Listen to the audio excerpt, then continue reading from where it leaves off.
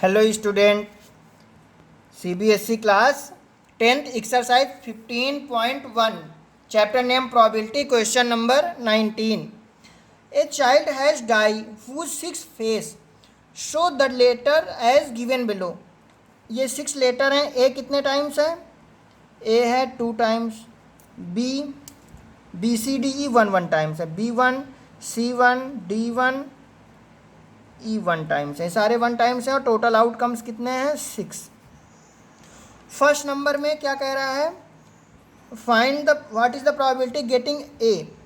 तो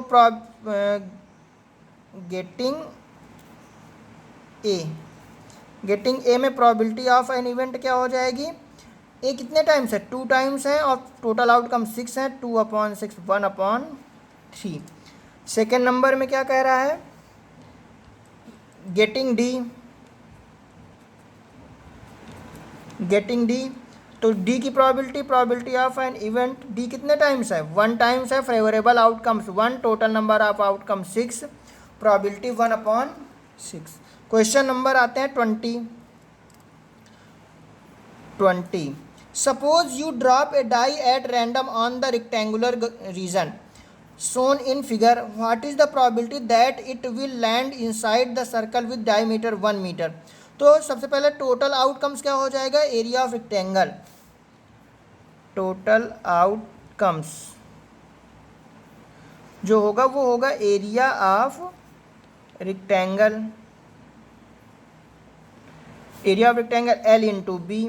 लेंथ 3 है, ब्रेथ 2 है, तो आ जाएगा 6 मीटर स्क्वायर। अब फेवरेबल आउटकम्स क्या हो जाएगा इसमें? फेवरेबल आउटकम्स हो जाएंगे किस में ड्रॉप करना है? सर्कुलर में पार्ट में। तो सर्कुलर पार्ट का एरिया निकालेंगे। एरिया ऑफ सर्कल होता है πr²।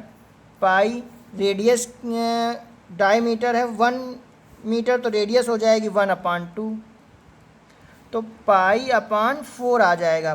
तो probability of an event is equal to favourable outcomes upon total number of outcomes. Favourable outcomes π/4/6, तो π/26, सॉरी 24, 6 4 जा 24, या पाई की वैल्यू पुट कर दीजिए तो आंसर आ जाएगा।